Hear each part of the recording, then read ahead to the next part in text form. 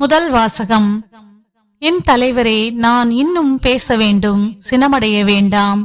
தொடக்க நூலிலிருந்து வாசகம். அதிகாரம் 18, இறை திருவசனங்கள் 20 முதல் 32 முடிய. அந்நாள்களில் ஆண்டவர் ஆபிரகாமை நோக்கி, சோதோம் கொமோரோவுக்கு எதிராக பெரும் கண்டன குரல் எழும்பியுள்ளது. அவற்றின் பாவம் மிகவும் கொடியது. என்னை வந்தடைந்த கண்டன குரலின்படி அவர்கள் நடந்து கொண்டார்களா இல்லையா என்று அறிந்து கொள்ள நான் இறங்கிச் சென்று பார்ப்பேன் என்றார். அப்பொழுது அந்த மனிதர்கள் அவ்விடத்தை விட்டு சோதோமை நோக்கி சென்றார்கள். ஆபிரகாமோ ஆண்டவர் திருமுன் நின்று கொண்டிருந்தார். ஆபிரகாம் அவரை அணுகி கூறியதாவது: தீயவரோடு நீதிமான்களையும் சேர்த்து அழித்து விடுவீரோ? ஒருவேளை நகரில் 50 நீதிமான்களாவது இருக்கலாம். அப்படியானால் அதில் இருக்கிற 50 நீதிமான்களை முன்னிட்டாவது அவ்விடத்தை காப்பாற்றாமல் அழிப்பீரோ? தீயவனோடு நீதிமானையும் அழிப்பது உமக்கு ஏற்றதன்று. நீதிமானையும் தீயவனையும் சமமாக நடத்துவது உமக்கு உகந்ததன்று. அனைத்துலகிற்கும் நீதி வழங்குபவர் நீதியுடன் தீர்ப்பு வழங்க வேண்டாமோ என்றார். அதற்கு ஆண்டவர், நான் சோதோம் நகரில் 50 நீதிமான்கள் இருப்பதாக கண்டால் அவர்களின் பொருட்டு முழுவதையும் காப்பாற்றுவேன் என்றார். அப்பொழுது ஆபிரகாம் மறுமொழியாக, தூசியும் சாம்பலுமான நான் என் தலைவரோடு பேச துணிந்து விட்டேன். ஒருவேளை அந்த 50 நீதிமான்களில் 5 பேர் குறைவாயிருக்கலாம். 5 பேர் குறைவதை முன்னிட்டு நகர் முழுவதையும் அழிப்பீரோ என்றார். அதற்கு அவர், நான் 45 பேரை அங்கே கண்டால் அழிக்க மாட்டேன் என்றார். மீண்டும் அவர் உரையாடலை தொடர்ந்து, ஒருவேளை அங்கே 40 பேர் மட்டும் காணப்பட்டால் என்ன செய்வீர் என்று கேட்க, ஆண்டவர், 40 நீதிமான்களின் பொருட்டு அதனை அழிக்க மாட்டேன் என்றார். அப்பொழுது ஆபிரகாம், என் தலைவரே, நான் இன்னும் பேச வேண்டும், சினமடைய வேண்டாம். ஒருவேளை அங்கே 30 பேரே காணப்பட்டால் என? அவரும் 30 பேர் அங்கு காணப்பட்டால் அழிக்க மாட்டேன் என்று பதிலளித்தார். அவர், என் தலைவரே, உம்மோடு அடியேன் பேச துணிந்து விட்டேன். ஒருவேளை அங்கு 20 பேரே காணப்பட்டால் என? அதற்கு அவர், 20 பேரை முன்னிட்டு நான் அழிக்க மாட்டேன் என்றார். அதற்கு அவர், என் தலைவரே, சினமடைய வேண்டாம், இன்னும் ஒரே ஒரு தடவை மட்டும் என்னை பேசவிடும். ஒருவேளை அங்கு 10 பேர் மட்டும் காணப்பட்டால் என? அவர், அந்த 10 பேரை முன்னிட்டு அழிக்க மாட்டேன் என்றார். ஆண்டவரின் அருள்வாக்கு. இறைவனுக்கு நன்றி. பதிலுரை பாடல். திருப்பாடல் 138 பல்லவி. ஆண்டவரே, நான் மன்றாடிய நாளில் எனக்கு செவிசாய்த்தீர். ஆண்டவரே, நான் மன்றாடிய நாளில் எனக்கு செவிசாய்த்தீர். ஆண்டவரே, என் முழு மனத்துடன் உமக்கு நன்றி செலுத்துவேன். தெய்வங்கள் முன்னிலையில் உம்மை புகழ்வேன். உம் திருக்கோவிலை நோக்கி திரும்பி உம்மை தாழ்பணிவேன். ஆண்டவரே, நான் மன்றாடிய நாளில் எனக்கு செவிசாய்த்தீர். உம் பேரன்பையும் உண்மையையும் முன்னிட்டு உமது பெயருக்கு நன்றி செலுத்துவேன்.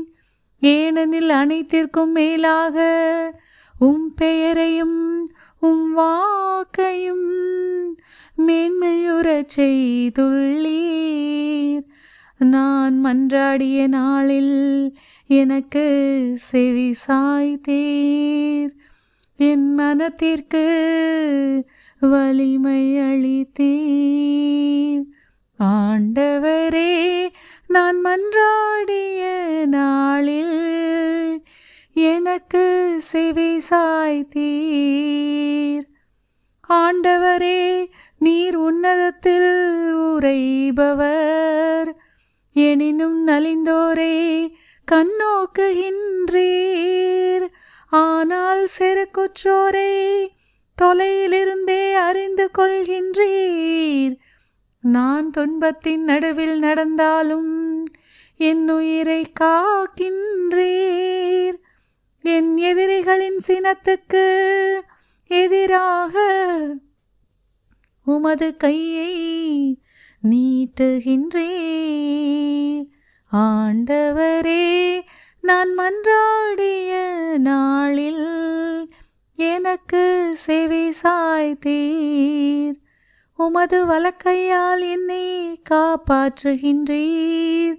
வாக்களித்த அனைத்தையும் எனக்கென செய்து முடிப்பீர். ஆண்டவரே, என்றும் உள்ளது உமது பேரன்பு. உம் கைவினை பொருளை கைவிடாதேயும். ஆண்டவரே, நான் மன்றாடிய நாளில் எனக்கு செவி சாய்த்தீர். இரண்டாம் வாசகம். கடவுள் உங்களை அவரோடு உயிர் பெறச் செய்தார். திருத்தூதர் பவுல் கொலோசையருக்கு எழுதிய திருமுகத்தில் இருந்து வாசகம். அதிகாரம் 2, இறை திருவசனங்கள் 12 முதல் 14 முடிய. சகோதர சகோதரிகளே, நீங்கள் திருமுழுக்கு பெற்றபோது கிறிஸ்துவோடு அடக்கம் செய்யப்பட்டீர்கள். சாவிலிருந்து அவரை உயிர்த்தெழச் செய்த கடவுளின் ஆற்றல் மீது கொண்டுள்ள நம்பிக்கையால் அவரோடு நீங்களும் உயிர் பெற்று எழுந்துள்ளீர்கள்.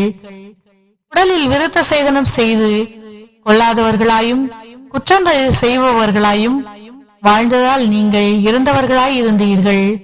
கடவுள் உங்களை அவரோடு உயிர் பெறச் செய்தார். நம் குற்றங்கள் அனைத்தையும் மன்னித்தருளினார். நமக்கு எதிரான ஒப்பந்த விதிகள் பல கொண்ட கடன் பத்திரத்தை அவர் அழித்து விட்டார். அதை சிலுவையில் வைத்து ஆணியடித்து அறவே ஒழித்து விட்டார். ஆண்டவரின் அருள்வாக்கு. இறைவனுக்கு நன்றி. நற்செய்தி வாசகம். கேளுங்கள், உங்களுக்கு கொடுக்கப்படும். லூக்கா எழுதிய தூய நற்செய்தியிலிருந்து வாசகம். அதிகாரம் 11, இறை திருவசனங்கள் 1 முதல் 13 முடிய.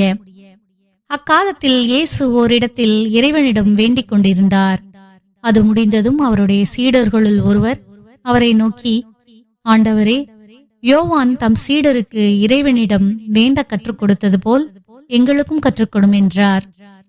அவர் அவர்களிடம், நீங்கள் இறைவனிடம் வேண்டும் பொழுது இவ்வாறு சொல்லுங்கள்: தந்தையே, உமது பெயர் தூயதென போற்ற பெறுக.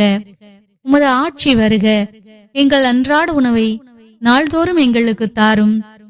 எங்களுக்கு எதிராக குற்றம் செய்வோர் அனைவரையும் நாங்கள் மன்னிப்பதால் எங்கள் பாவங்களை மன்னியும்.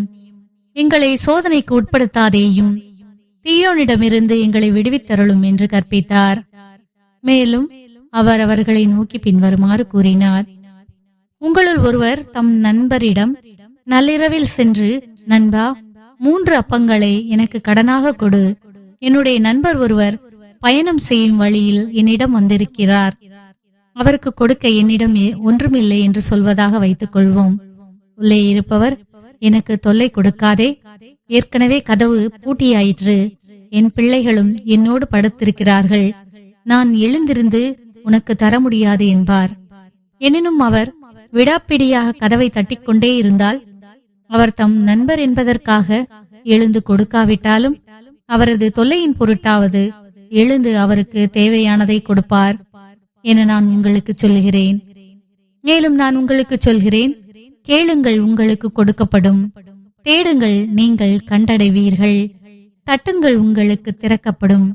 ஏனெனில் கேட்போர் எல்லாரும் பெற்றுக்கொள்கின்றனர், தேடுவோர் கண்டடைகின்றனர், தட்டுவோருக்கு திறக்கப்படும். பிள்ளை மீனை கேட்டால் உங்களுள் எந்த தந்தையாவது மீனுக்கு பதிலாக பாம்பை கொடுப்பாரா? முட்டையை கேட்டால் அவர் தேளை கொடுப்பாரா? தீயோர்களாகிய நீங்களே உங்கள் பிள்ளைகளுக்கு நற்கொடைகள் அளிக்க அறிந்திருக்கிறீர்கள். அப்படியானால் விண்ணக தந்தை தம்மிடம் கேட்போருக்கு தூய ஆவியை கொடுப்பது எத்துணை உறுதி. ஆண்டவரின் அருள்வாக்கு. கிறிஸ்துவே, உமக்கு புகழ்.